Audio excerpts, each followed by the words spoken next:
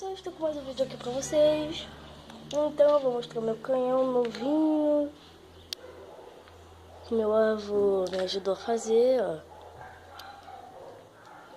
Ele é acionado por fósforos. Como vocês podem ver, deve ter, não dá pra ver direito aí, né, eu acho. Tem pólvora lá dentro, pólvora e a balinha de papel. Então vamos preparar nosso canhão pra gente ver se funciona. Chegou a hora da verdade, gente.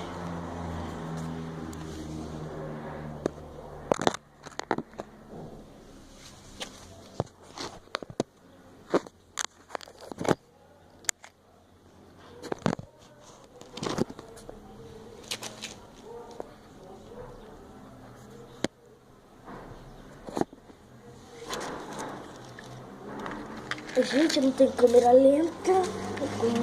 Como não tem câmera lenta, não dá pra mostrar câmera lenta quando atirou. Então vamos lá.